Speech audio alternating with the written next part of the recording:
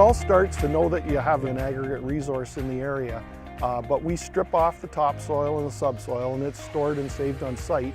And then we excavate out the material, and then it's sent to a crusher where it's sized into the different types of products.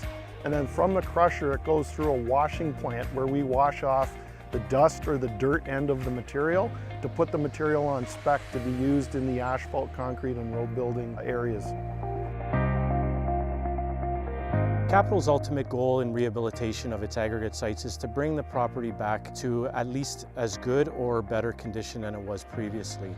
Progressive rehabilitation is a legislative requirement under the Aggregate Resource Act, but as a company, some of the things that we do are try to create slopes that are a lot gentler than regular 3-to-1 slopes, which is stated in the Act that a gravel pit must be rehabilitated to. We also install irrigation systems as soon as a piece of property is rehabilitated to enhance the growth of vegetation and speed it up.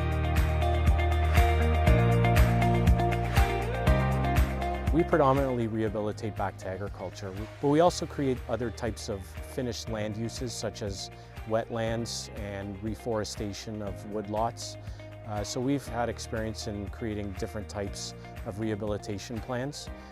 We've won numerous awards for many of our progressively rehabilitated sites. For example, at our Wellington pit, we won the Award of Excellence in 2007, which is a prestigious award given by the Ontario Stone, Sand and Gravel Association. We've fully rehabilitated from start to finish 3 sites and then also 3 or 4 wayside pits. It's something that we take very seriously. A lot of our sites, some of them we own ourselves, but the others are leased property with existing landowners, all primarily agricultural to start with. So it's very important for us to work with those landowners and also to lead by example. So we try to go above and beyond what we do with rehabilitation. We overbuild slopes.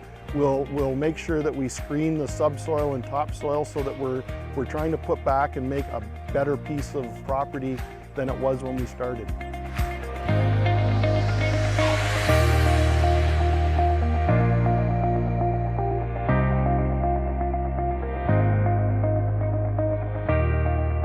The experience with the rehabilitated part of it, it's been very good.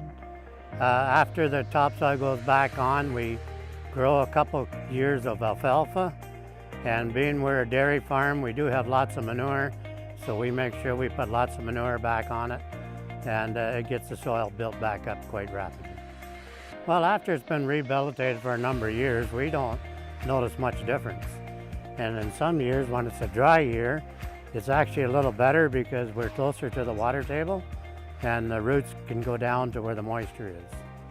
Well, in my opinion, I think it can be done because I've proven to myself and other people that it can be done. But it has to be done properly, and by keeping the subsoil and the topsoil separate, that is the biggest reason why it can be done.